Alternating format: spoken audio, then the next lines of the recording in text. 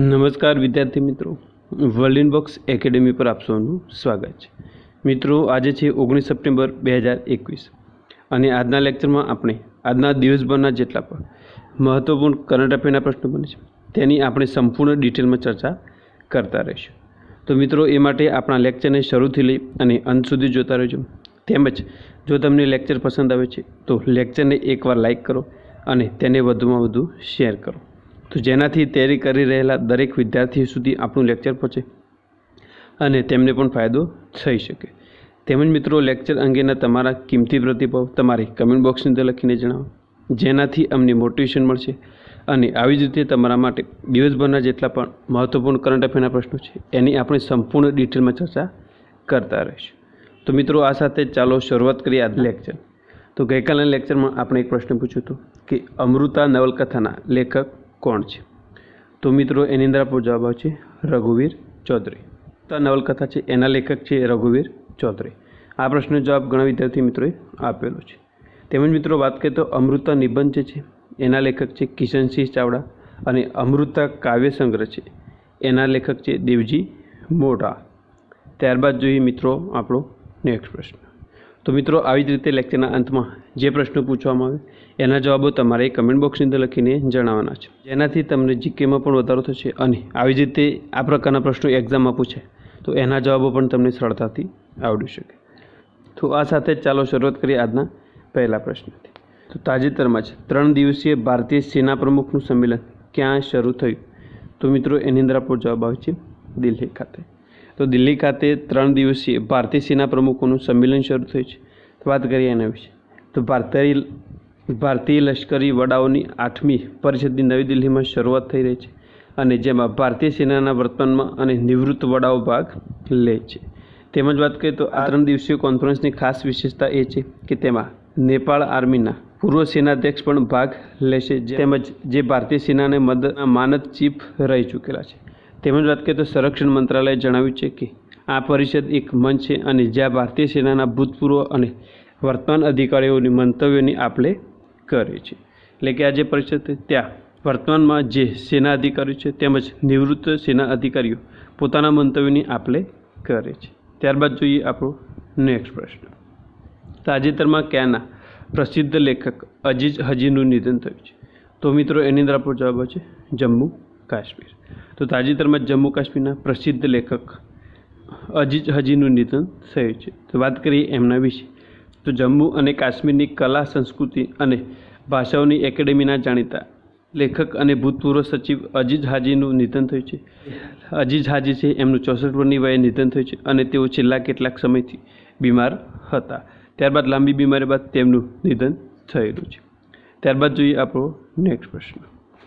તો તાજેતરમાં જ ભારતનું પહેલું ગ્રીન બોન્ડ કોણે લોન્ચ કર્યું છે? તો મિત્રો, એની અંદર આપણો જવાબ આવે છે તો પાવર ફાઇનાન્સ કોર્પોરેશન લિમિટેડ દ્વારા ભારતનું પહેલું યુરો ગ્રીન બોન્ડ લોન્ચ કરવામાં આવ્યું છે। તો વાત કરીએ એના વિશે। તો પાવર ક્ષેત્રની અગ્રણી NBFC power finance corporation limited પોતાનો પ્રથમ 300 મિલિયન યુરો 7 વર્ષનો યુરો બોન્ડ બહાર પાડ્યો છે। ત્યારબાદ જોઈએ આપણો નેક્સ્ટ પ્રશ્ન। તો તાજેતરમાં કોણે 2021 ઇન્ટરનેશનલ યંગ ઇકો હીરોના રૂપમાં નિયુક્ત કર્યા છે? તો મિત્રો, એની અંદર આપણો જવાબ આવે છે આયન સંકટા। તો આયન સંકટા છે તેમને 2021 ઇન્ટરનેશનલ યંગ ઇકો હીરોના રૂપમાં નિયુક્ત કર્યા છે। તો વાત કરીએ એમના વિશે। તો મુંબઈ, મહારાષ્ટ્રના 12 વર્ષીય પર્યાવરણીય કાર્યકર્તા આયન સંકટાને 2021 ઇન્ટરનેશનલ યંગ ઇકો હીરો તરીકે નામ આપવામાં આવેલું છે। તેમજ આગળ વાત કરીએ તો તેમણે પવઈ તળાવનું સંરક્ષણ અને પુનર્વસન માટે અને યંગ ઇકો હીરો એવોર્ડ 2021ના 25 વૈશ્વિક વિજેતાઓમાંના એક બન્યા છે। તેમજ ધ એક્શન ફોર નેચર દ્વારા પ્રસ્તુત એવોર્ડ સન ફ્રાન્સિસ્કો સ્થિત એનજીઓ યુવાનોને તેમની પર્યાવરણીય સિદ્ધિઓ માટે ઓળખે છે। ત્યારબાદ જોઈએ આપણો નેક્સ્ટ પ્રશ્ન। તો તાજેતરમાં જ કયા રાજ્યના એડવોકેટ જનરલ કિશોર દત્તાએ રાજીનામું આપ્યું છે? તો મિત્રો, એની અંદર આપણો જવાબ છે પશ્ચિમ બંગાળના એડવોકેટ જનરલ કિશોર દત્તાએ રાજીનામું આપ્યું છે। ત્યારબાદ વાત કરીએ એમના વિશે। તો પશ્ચિમ બંગાળના એડવોકેટ જનરલ કિશોર દત્તા એડવોકેટ જનરલ પદેથી રાજીનામું આપ્યું છે। તેમજ વરિષ્ઠ વકીલ કિશોર દત્તાએ તેમનું રાજીનામું પત્ર રાજ્યપાલ જગદીપ ધનખરને મોકલ્યું હતું અને જે રાજ્યપાલે સ્વીકાર્યું છે।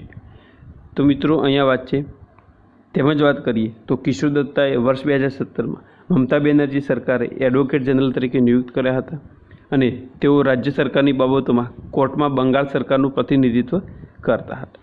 એટલે કિશોર દત્તા છે એમને 2017માં જ મમતા બેનર્જી સરકારે એડવોકેટ જનરલ તરીકે નિયુક્ત કરેલા હતા અને તેઓ રાજ્ય સરકારની બાબતોમાં કોર્ટમાં બંગાળનું પ્રતિનિધિત્વ એટલે કે પશ્ચિમ બંગાળનું પ્રતિનિધિત્વ કરતા હતા અને હવેથી સૌમેન્દ્ર મુખર્જી નવા એડવોકેટ જનરલ બનશે. મિત્રો, અહીંયા વાત છે પશ્ચિમ બંગાળ. તો પશ્ચિમ બંગાળના સ્ટેટિક જીકે વિશે થોડીક ચર્ચા કરી લઈએ. તો પશ્ચિમ બંગાળની રાજધાની કોલકાતા છે. રાજ્યપાલ છે જગદીપ ધનકર. મુખ્યમંત્રી છે મમતા બેનર્જી. તેમજ વર્તમાનમાં પશ્ચિમ બંગાળના મુખ્ય ન્યાયાધીશ છે રાજેશ બિંદલ. આ સિવાય વાત કરીએ પશ્ચિમ બંગાળના કેટલાક મહત્ત્વના રાષ્ટ્રીય ઉદ્યાન, જેમાં છે ગોરુમારા રાષ્ટ્રીય ઉદ્યાન, સુંદરવન રાષ્ટ્રીય ઉદ્યાન, ન્યોરાગાટી રાષ્ટ્રીય ઉદ્યાન, બુક્સા રાષ્ટ્રીય ઉદ્યાન, જલદાપાડા રાષ્ટ્રીય ઉદ્યાન, મિલેનિયમ પાર્ક અને છે નિકો પાર્ક. તો આ હતું પશ્ચિમ બંગાળનું સ્ટેટિક જીકે. ત્યારબાદ જોઈએ આપણો નેક્સ્ટ પ્રશ્ન. તો 45મી જીએસટી બેઠક કાઉન્સિલના કયા શહેરમાં આયોજિત કરવામાં આવી છે? તો મિત્રો, એની અંદર આપણો જવાબ આવે છે લખનઉ. તો લખનઉ ખાતે 45મી જીએસટી બેઠક કાઉન્સિલ આયોજિત કરવામાં આવી છે. નરેન્દ્ર મોદી સરકાર, તો વાત કરીએ એના વિશે. તો નરેન્દ્ર મોદી સરકારમાં નાણામંત્રી નિર્મલા સીતારામનની અધ્યક્ષતામાં લખનૌમાં મળેલી જીએસટી કાઉન્સિલની બેઠકમાં ઘણા મહત્ત્વના નિર્ણયો લેવામાં આવ્યા છે. તેમજ વાત કરીએ તો જીએસટી કાઉન્સિલની 45મી બેઠકમાં મોટાભાગના રાજ્યો પેટ્રોલ અને ડીઝલને જીએસટીના દાયરામાં લાવવા માટે સહમત નહોતા. તે જ સમયે કોરોના અને કેન્સરની સારવારમાં ઉપયોગમાં લેવાતી દવાઓ સહિત કેટલીક અન્ય જીવનરક્ષક દવાઓ પણ હવે સસ્તી થશે. તો મિત્રો, અહીંયા વાત છે ઉત્તર પ્રદેશની. તો ઉત્તર પ્રદેશના સ્ટેટિક જીકે વિશે થોડીક ચર્ચા કરી લઈએ. ઉત્તર પ્રદેશના મુખ્યમંત્રી યોગી આદિત્યનાથ છે. રાજ્યપાલ છે શ્રીમતી આનંદીબેન પટેલ. રાજધાની લખનઉ છે અને ઉત્તર પ્રદેશમાં કુલ 75 જિલ્લા આવેલા છે. તેમજ ઉત્તર પ્રદેશની કુલ 8 રાજ્યની સરહદો સ્પર્શે છે, જેમાં એક ઉત્તરાખંડ, બીજું હિમાચલ પ્રદેશ, ત્રીજું હરિયાણા, ચોથું રાજસ્થાન, પાંચમું મધ્યપ્રદેશ, છઠ્ઠું છત્તીસગઢ, સાતમું ઝારખંડ અને આઠમું છે બિહાર.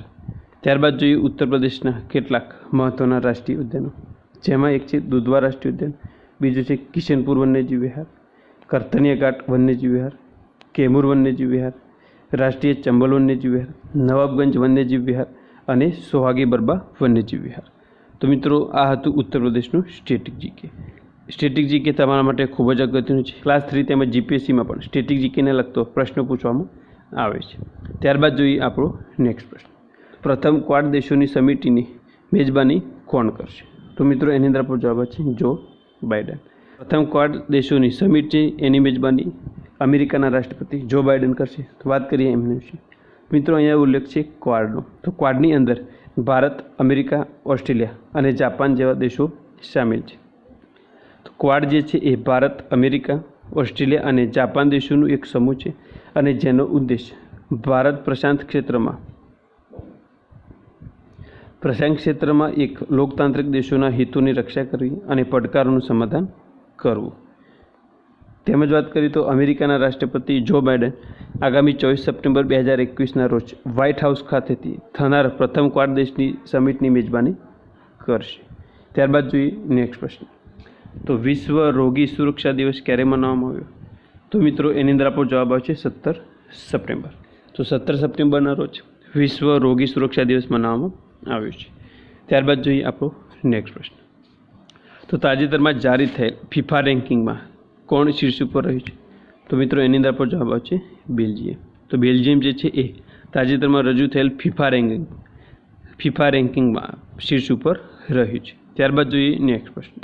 તો તાજેતરમાં જ કયા રાજ્યના મંત્રીમંડળે એકલવ્ય મોડલ આવાસીય વિદ્યાલય નિર્માણની મંજૂરી આપી છે? તો મિત્રો, એની અંદર આપણો જવાબ આવશે આંધ્રપ્રદેશ. તો આંધ્રપ્રદેશ જે છે એના રાજ્ય મંત્રીમંડળે એકલવ્ય મોડલ આવાસીય વિદ્યાલયની નિર્માણની મંજૂરી આપી છે. ત્યારબાદ જોઈએ આપણો આગળનો પ્રશ્ન. કેન્દ્રશાસિત પ્રદેશ છે એક ગ્રામ પંચાયત એક ડીજી પે સખી નામનું નવું મિશન શરૂ કરે છે. મિત્રો, એની અંદર આપણો જવાબ આવશે જમ્મુ કાશ્મીર. જમ્મુ કાશ્મીરમાં એક ગ્રામ પંચાયત એક ડીજી પે સખી નામનું મિશન શરૂ કરવામાં આવ્યું છે. ત્યારબાદ જોઈએ નેક્સ્ટ પ્રશ્ન.